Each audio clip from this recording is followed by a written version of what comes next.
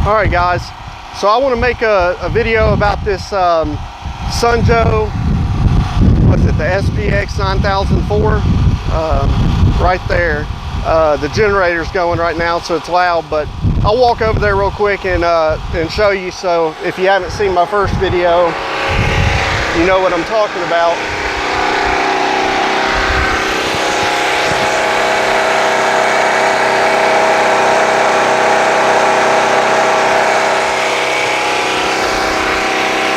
Hopefully you can hear me, but this is an awesome unit. The more that I use this, the more that I like it. Your cheaper, you know, Sunjoe and Greenworks pressure washers, you know, there's nothing wrong with them. I mean, you can, a DIYer can use them. So I'm speaking to, you know, my professionals and guys that, you know, do several vehicles, but homeowners, I mean, this would be an awesome unit for you too.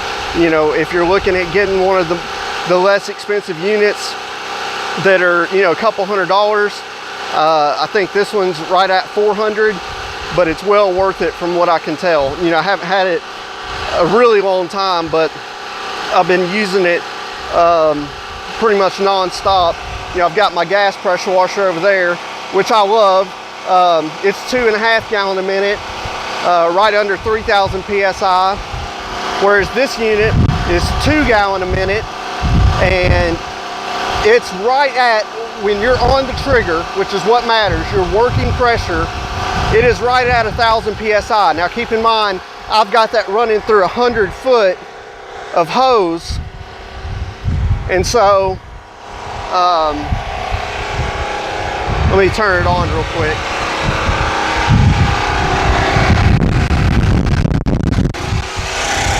And by the way, my generator says that it's a 13 amp max. I believe this says it's 13.5 amps. And my generator it's not only running that, I've got it running a heater, like a 1500 watt heater that's heating the water in the tank. So it does, you know, with a small generator, it does just fine if you're professional, and if that's something that you're looking at, that generator right there, and I highly recommend that generator. Had it for over a year now. But anyways, the pressure washer, you know, it just, I can't say enough good things about it. I mean, it's right at the perfect pressure and gallon per minute pretty much. I mean, yeah, I mean, I would say, like I said, I like my 2.5 gallon a minute, because your gallon per minute, guys, is what is it's gonna flush that off. And, you know, believe it or not, the gallon per minute, I use the analogy of a fire hose. It's like, you know, a garden hose versus a fire hose. You know, it's not so much the pressure, is that gallon per minute is that punch and just that, you know, that flow of water, and that rinses, that gets it off. And so there's another model of that, the 9007. Actually, there's a few models that, like, they have that on a cart and whatnot, but I like that without the cart. Anyhow, and hopefully y'all can hear me. I know it's really weak. And I've actually got this external mic. As you can see, I'm not trying to hide it or be fancy right now, but you guys that watch my videos, subscribers, or anybody that watches my videos on a regular basis, let me know can y'all hear me good with this mic? Let me know what y'all think about it. In a second, I'm gonna hand my phone to Ryan. Actually, I'll do it right now. And so what I want to see as far as the mic goes is if y'all can hear me, you know, when I'm away from the phone. But like I was saying, they've got another unit, a 9007. I believe it's 1.6 gallon per minute, and it claims 1800 PSI. This one claims 1300 PSI at 2 gallon a minute. And I would tell you, anybody, DIY or professional, that I promise you this unit, the 2 gallon a minute, is what you want. This, even at 1,000 PSI working, I know it doesn't sound like a lot, but I promise you, It is like the perfect pressure and gallon per minute. You know, that 0.4 gallon per minute extra, it doesn't sound like a lot, but when we're only talking about 2 gallon a minute to begin with, or 1.6 gallon to begin with, you know, percentage wise, that's a good increase. And so, you know, like I said, that's what's gonna flush the soap off and you know, get things moving. It's gonna speed the process up for you, is what I'm trying to get at, versus that pressure, you know, like the 9007 unit, that I promise you, if we took both pressure washers and, you know, used them side by side, this one you would be able to rinse, and you know, it would just perform better, especially for doing this, for washing cars, which is mainly what I'm talking about with this unit. I'm not saying if you're looking at getting a pressure washer that you want to clean your driveway with or your house with, you know, this is not you want more gallons per minute for doing that kind of stuff. But for washing cars, this is just an awesome unit. You know, the more that I've used it, the more that I like it. And so that's why, you know, I just wanted to put another video out there. I'm not sure exactly how long this unit has been out on the market. You know, I don't think it's been out terribly long. It wasn't that long ago that I found out about it, and when I did find out about it, I got it because it, you know, one of the main things that I like about it, it's considered a professional unit. You've got that more professional grade pump, that pump that you can actually see and you can service. You can change the oil in it. That's actually, you know, if you maintain it, if you do it right, and depending on how much you use it, it's how much, you know, you change the oil hours wise. But if you do that, you should get more life out of a unit like this versus just the, you know, the couple $100 unit that is fully enclosed and you can't service the pump, you know, or anything like that. Now, I can't say for sure that they have a rebuild kit for this pump, but I would imagine that they do. So that's another thing. And guys, changing the seals out in these pumps is really not a big deal. So, you know, don't be intimidated by that. If that's, you know, kind of a deal breaker for you, is like, oh man, I don't want to have to maintain and change the oil. Guys, especially for a DIYer that, you know, is only doing his own vehicle or a couple vehicles, you know, probably once a year is all you would have to, you know, you change that oil once a year and you're good. And it's super easy to do. You know, easier than changing the oil in your car for sure. You know, there's no filter. It's got a drain plug. You drain the oil, put the oil plug back in, and put your new oil in. Now I can't say for sure. I don't know for sure if the type of oil that this pump takes is straight 30 weight with non-detergent, meaning it just says SAE 30 on it.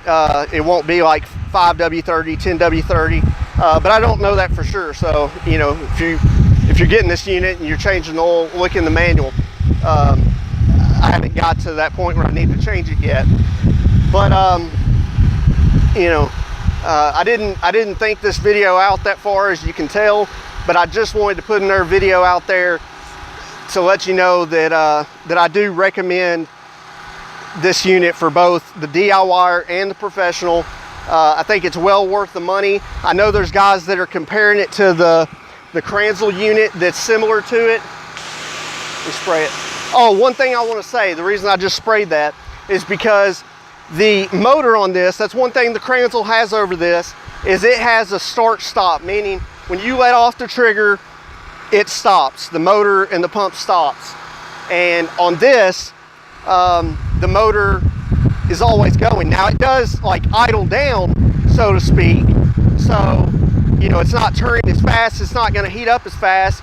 But what can happen if you just turn it on, you just let it sit, and you know, like say you did a wheel and you know, take a long time to do it, 15 minutes or something, and it's sitting there that whole time, then it's possible that it can overheat inside the pump, the water, because it's just circulating in a tight little loop.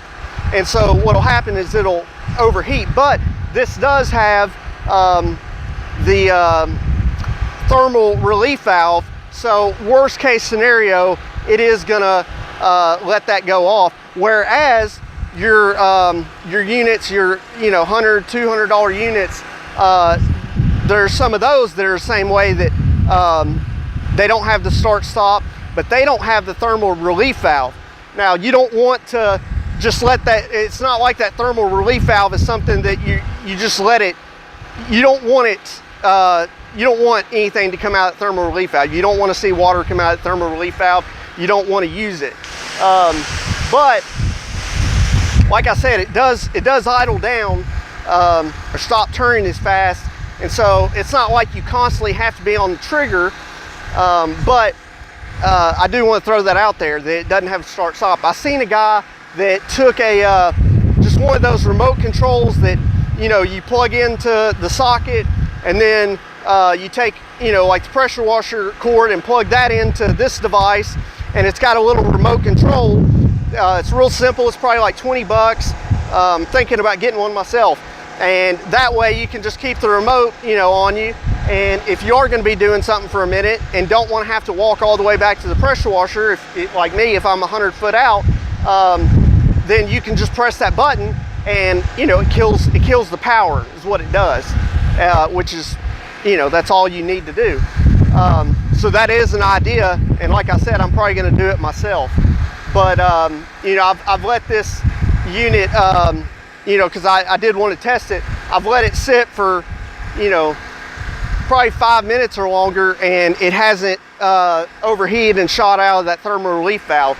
So like I said, it's not like you got to constantly be on the trigger. Some like gas pressure washers and stuff, you do want to constantly be on the trigger. Oh, another idea is I've got one, it's called a weeping gun. Kind of like if you go to the do-it-yourself car wash, you know how after you put the coins in, that that gun is already spraying. Now it's at a lower pressure, and then once you squeeze the gun, it's at a higher pressure, and that's how the weeping gun works, is it's constantly letting a little bit of water out, so then you don't have to worry about it overheating the pump. So that's another thing you can do.